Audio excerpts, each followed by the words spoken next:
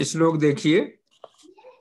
देवं तत्प्रतिमां गुरुं मुनिजनं शास्त्रादिमन्यामहे सर्वं भक्तिपराभयं व्यभिहृतौ मार्गे स्थिता निश्चयात् अस्माकं पुनरेकताश्रयणतो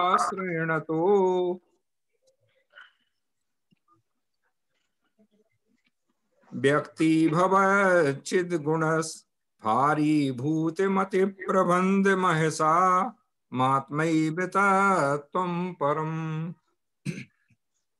यहाँ आचार्य पद्मनंदी जी बता रहे हैं कि वयम व्यवहृतौ मार्गे स्थिता, जब हम व्यवहार मार्ग में स्थित हैं तभी तक हम भक्ति में तत्पर होकर देवम कौन सा देव नंबर है को भाई साहब, कौन सा नंबर है? 13वां।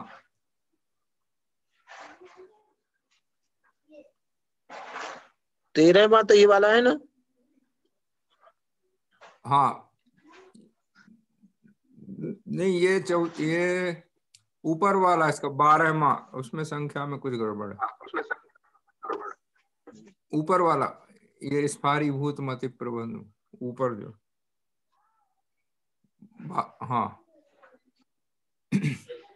जब तक हम व्यवहार मार्ग में स्थित हैं तभी तक हम भक्ति में तत्पर होकर देव को माने जिनेंद्र देव को, तत्प्रतिमाम उनकी प्रतिमा को, गुरुम गुरु को, मुनिजनों को, तथा शास्त्रादि मन्यामहे सभी शास्त्र आदि को, सर्वम मन्यामहे सभी शास्त्र आदि को मानते हैं, किंतु निश्चय से अस्माकं पुनरेकताश्रयणतो, किंतु निश्चय न से तो एकत्व के आश्रय से व्यक्तिभूत माने प्रकट हुआ है चिद गुण चैतन्य रूपी गुण, कैसा? स्फारीभूत विस्तृत विस्तार को प्राप्त, मति बुद्धि प्रबंध महसा मात्मैक तत्वम परम, वह एक जो आत्म तत्व है वही परम, परम माने उत्कृष्ट तत्व है।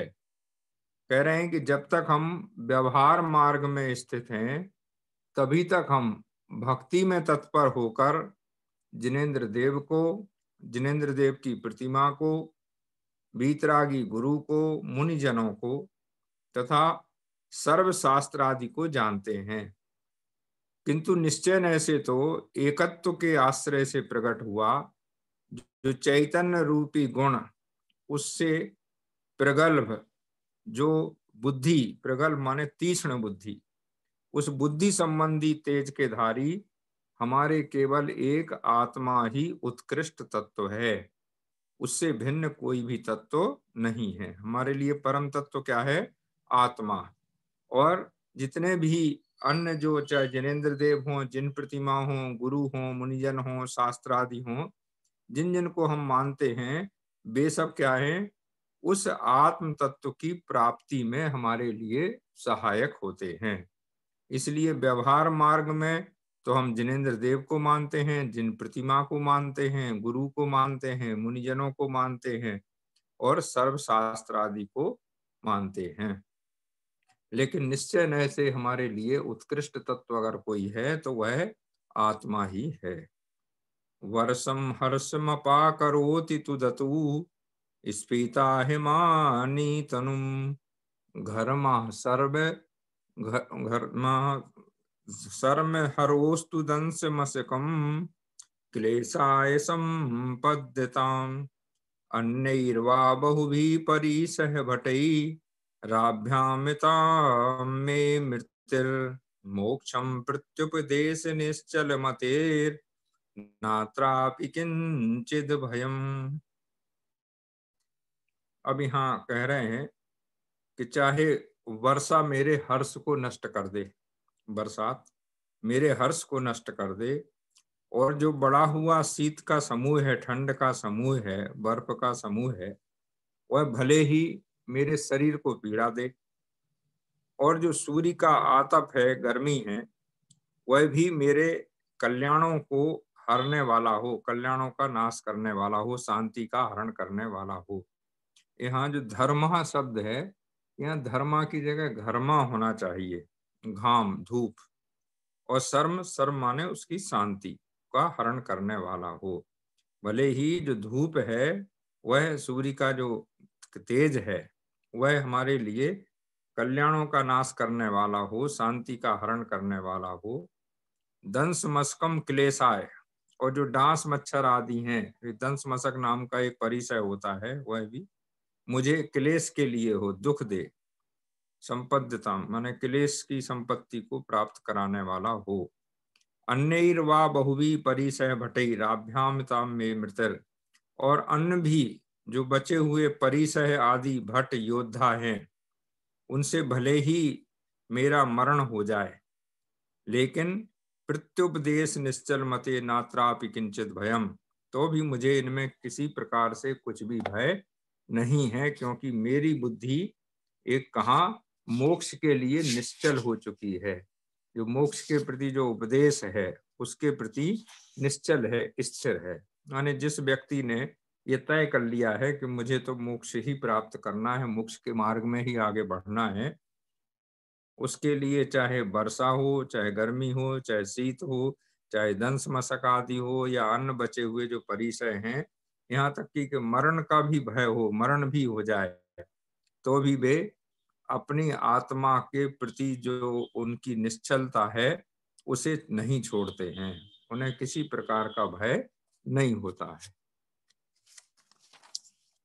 चक्षुर्मुख हृषीक कर्षकमयो ग्रामो मृतो मन्यते चेद्रूपादि कृषि क्षमां बलवतां बोधारिणा त्याजिता तच्चिंतां न च सोऽपि सम्प्रति करोत्यात्मा प्रभु शक्तिमान् यत्किंचिद् भवति तात्र तेन च भवोऽप्यालोक्यते नष्टवत्। अब यहाँ क्या बता रहे हैं कि आत्मा कैसी है? प्रभु सर्वशक्तिशाली प्रभु है, स्वामी है।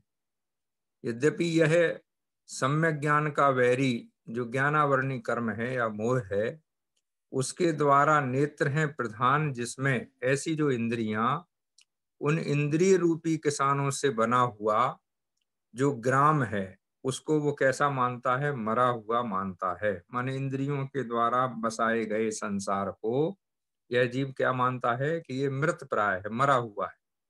और उन इंद्रिय रूपी किसानों की जो रूपादि खेती है, उसकी जो जमीन, उससे रहित भी मानता है।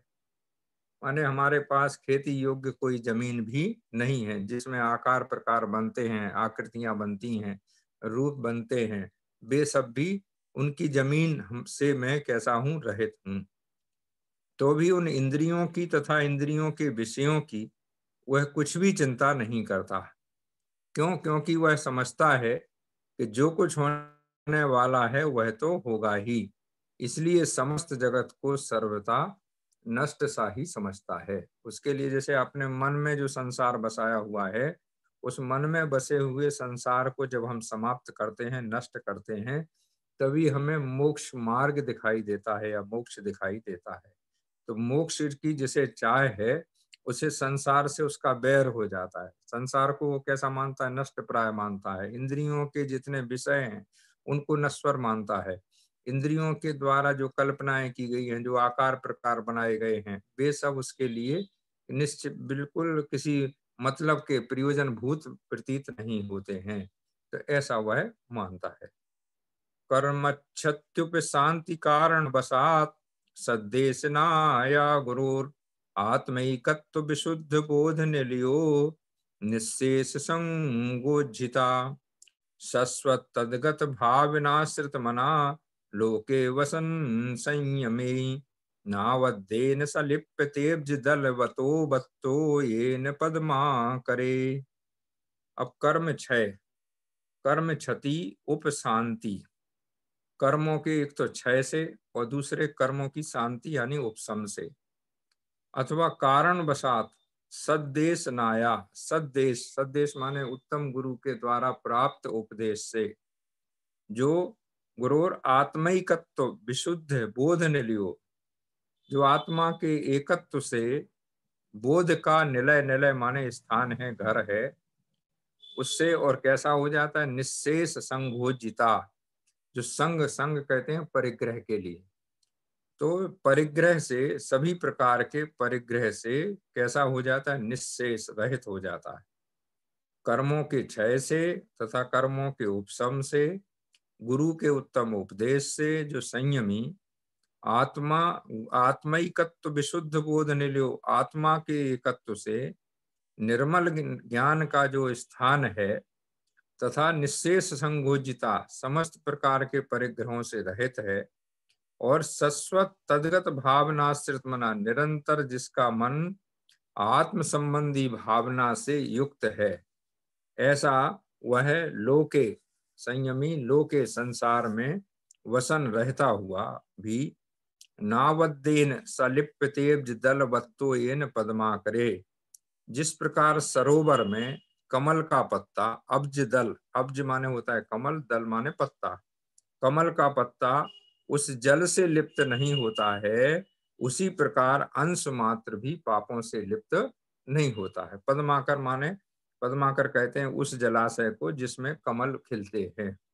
तो ऐसे स्थान पर जिस प्रकार सरोवर में कमल का पत्ता भी जल से लिप्त नहीं होता, उससे अलग रहता है, जबकि उसी में उगता है, उसी प्रकार यह जीव संसार में रहते हुए भी संसार के से अलिप्त रहता है, सांसारिक पापों से भी लिप्त नहीं होता है। तो एक तो कर्मों के क्षय से तथा कर्मों के उपशम से अथवा गुरु के उत्तम उपदेश से, जो संयमी आत्मा के एकत्व से निर्मल ज्ञान का स्थान है, तथा समस्त प्रकार के परिग्रहों से रहित है, और निरंतर जिसका मन आत्म संबंधी भावना से युक्त है, ऐसा वह संयमी संसार में रहता हुआ भी जिस प्रकार सरोवर में कमल का पत्ता जल से भिन्न रहता है, उसी प्रकार अंश मात्र भी पापों से लिप्त स लिप्यते, लिप्यते नहीं लिप्त होता है, ना वद्देन स लिप्यते, वह उन पापों से लिप्त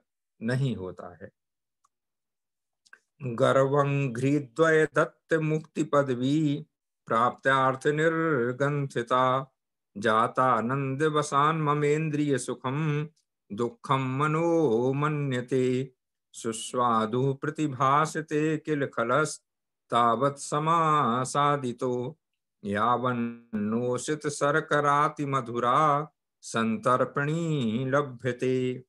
गुरुवंघ्रि द्वय दत्त मुक्ति पदवी, गुरु के जो दोनों चरण, उनसे दी हुई जो मोक्ष रूपी पदवी है, उसकी प्राप्त्यर्थम, प्राप्ति के लिए, जो निर्ग्रंथता, निर्ग्रंथता माने दिगंबरत्व, बीतरागता, उससे जाता उत्पन्न हुआ, आनंद वसात, आनंद के वश होकर के, इंद्रिय सुखम दुखम मनोमंते, जो इंद्रियों से उत्पन्न हुआ जो सुख है, वह दुखम, दुख ही है, ऐसा मनो मन्यते, ऐसा मन में मानता है। गुरु के दोनों चरणों, दोनों चरण, उनसे दी हुई मोक्ष पदवी, उसकी प्राप्ति के लिए जो निर्ग्रंथता, उससे उत्पन्न हुआ जो आनंद है, माने मुनिपने में जो आनंद है, इस परिग्रह रहने में जो आनंद है, दिगंबरत्व में जो आनंद है, बीतरागता में जो आनंद है, उससे इस व्यक्ति को कि मेरा मन इंद्रियों से उत्पन्न हुआ जो सुख है वह दुख ही है, ऐसा मानता है। और सुस्वादु प्रतिभास खिलखलस तावत समासादितो, क्योंकि जब तक स्वच्छ और अत्यंत मधुर तृप्ति को प्राप्त कराने वाली सित शर्कराति मधुरा, अत्यंत मधुर शर्करा, शक्कर की प्राप्ति नहीं होती है, तभी तक खल अत्यंत मिष्ट मालूम होती है। खल, खली होती है, जो तेल पेराते हैं, तिल, तिल को पेलते हैं तो उसमें से तेल निकल जाता है, और बाद में जो उसमें खली निकलती है, जो जानवरों को खिलाई जाती है, तो कह रहे हैं वह भी मीठी होती है, लेकिन किसके लिए, मनुष्यों के लिए नहीं, जानवरों के लिए। तो कोई व्यक्ति अगर उस खल को मिष्ट पदार्थ कब तक मानता है, जब तक उसे शर्करा का स्वाद नहीं लगता है। तो उसी प्रकार जब तक किसी व्यक्ति को मोक्ष मार्ग नहीं प्रतीत होता है, मोक्ष का सुख नहीं मिलता है, तब तक वह क्या, इंद्रियों से उत्पन्न सुख को ही सुख को ही सुख मानता है, और जो ही उसे मोक्ष मार्ग का ज्ञान हो जाता है, वीतरागता में आनंद आने लगता है, तो वह इंद्रियों से उत्पन्न हुआ जो दुख है उसे इसी प्रकार उसे दुखी ही मानता है। और यह इसलिए ठीक है क्योंकि उदाहरण दिया, दृष्टांत दिया कि जिस व्यक्ति को अत्यंत मधुर और तृप्त करने वाली शर्करा की प्राप्ति नहीं होती है, तब तक वह खल को ही अत्यंत मिष्ट मालूम पड़ता है। निर्ग्रंथत्व मुदा ममोज्वल तरद ध्यानाश्रित स्फीतया दुर्ध्यानाक्ष सुखम पुनः स्मृति पथो प्रस्थायपि स्यात् कुतः निर्गत्योद्गत वात बोधित सुखी ज्वाला करालाद्रहा शीतां प्राप्य च वापिकां विशतिकस् तत्रैव धीमान नरः।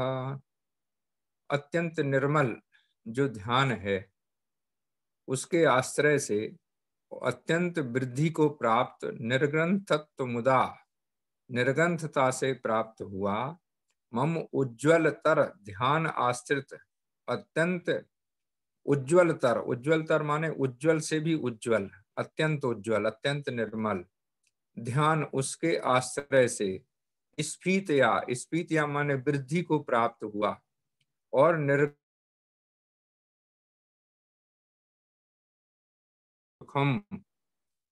यदि हर्ष मेरे में मौजूद है तो मुझे दुर्ध्यानाक्ष सुखम, वह खोटे ध्यान से उत्पन्न हुआ जो स्मृति पथ प्रस्थायी स्यात् कुतः, जो इंद्रिय संबंधी सुख है उसका कैसे स्मरण हो सकता है, क्योंकि निर्गत्योद्गत बात बोधित सखी ज्वाला करालाद्रता, कैसा कौन बुद्धिमान पुरुष है जो जलती हुई बात, बात माने पवन से, हवा से बोधित, और सिखी ज्वाला जो अग्नि की ज्वाला है, जो जलती हुई अग्नि की ज्वाला, उससे अत्यंत कराल, कराल माने भयंकर, ऐसे गृहात छीता, ऐसे घर से निकलकर, और वापिकाम प्राप्यम च वापिकाम, बावड़ी को पाकर, विशति कस्त नैव धीमान नरहा, कौन धीमान, धीमान माने बुद्धिमान, नरह माने मनुष्य, तत्रैव माने वहां, का माने कौन,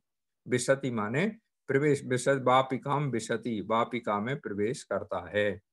माने ऐसा कौन बुद्धिमान पुरुष है जो जलती हुई हवा से जलाई जाती हुई अग्नि की ज्वाला, उससे अत्यंत भयंकर ऐसे घर से निकलकर, और अत्यंत शीत ऐसी बावड़ी को पाकर, फिर उसी ज्वाज्वलमान अग्नि में भयंकर घर में प्रवेश करेगा। कहने का तात्पर्य यह है कि जैसे एक बार निर्मल ध्यान की प्राप्ति हो गई, और निर्मल ध्यान के आश्रय से जिसे निर्ग्रंथता की प्राप्ति हुई है, और उस निर्ग्रंथता में जिसे हर्ष का अनुभव होने लगा है, वह खोटे ध्यान से उत्पन्न इंद्रिय सुखों में प्रवेश क्यों करेगा, उनका स्मरण क्यों करेगा।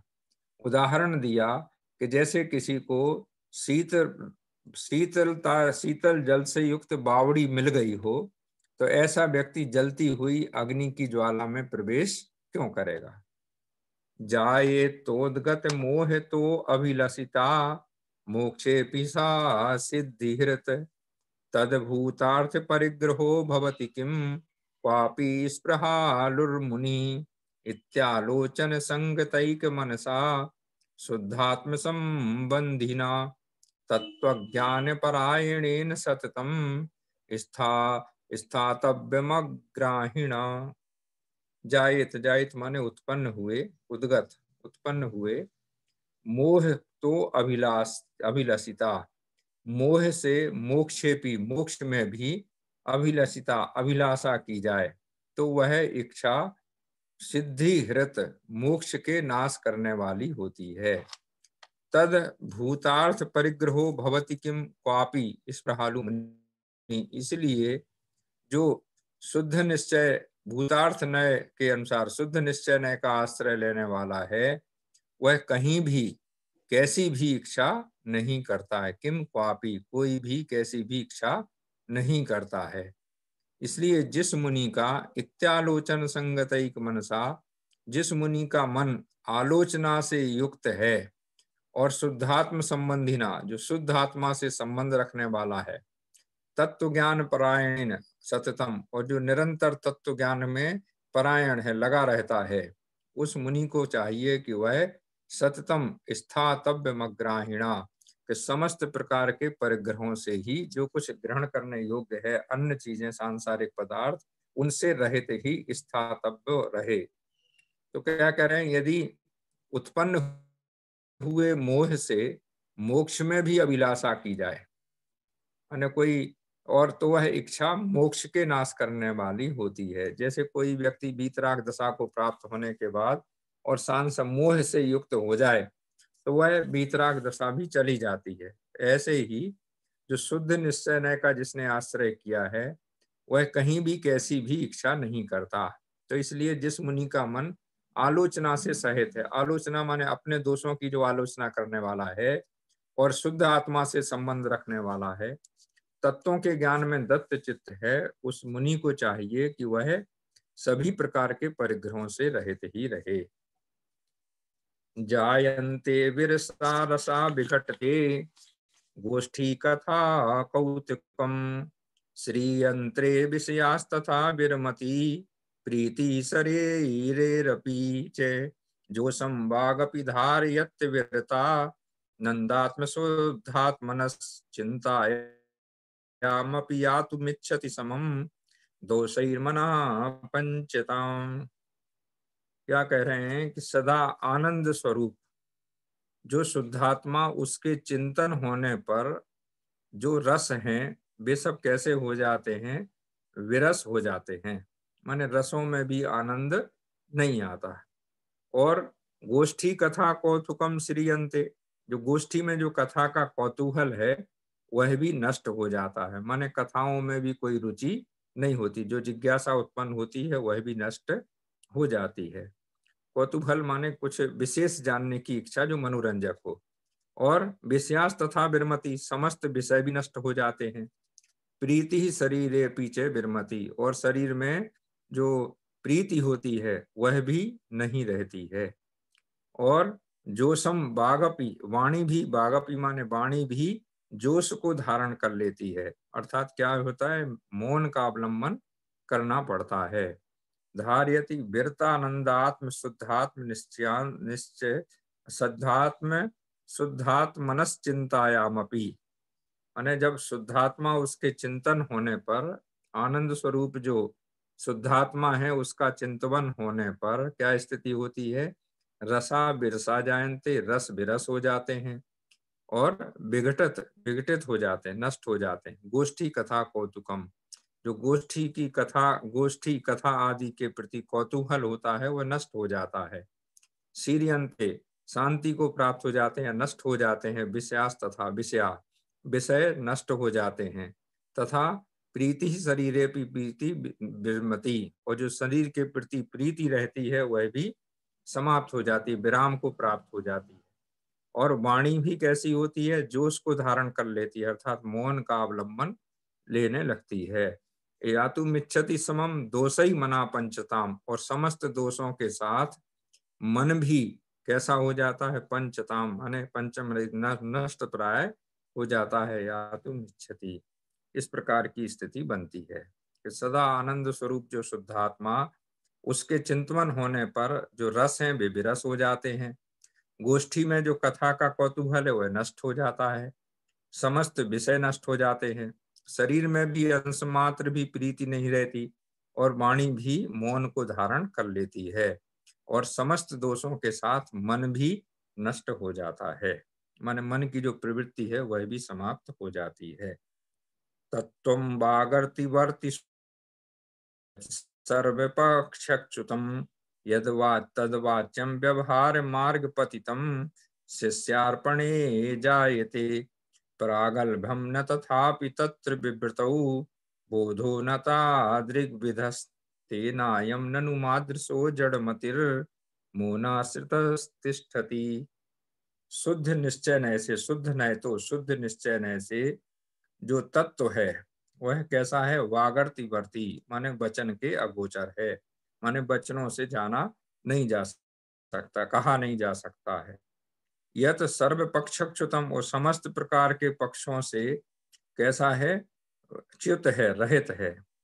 तद वाच्यम व्यवहार मार्ग पतितम, किंतु व्यवहार मार्ग में आया हुआ, शिष्यार्पणे जायते, आया हुआ वह तत्व शिष्यों के बोध के लिए वचन के द्वारा कहने योग्य होता है, वाच्य होता है। तो भी ग्रंथकार क्या कहते हैं?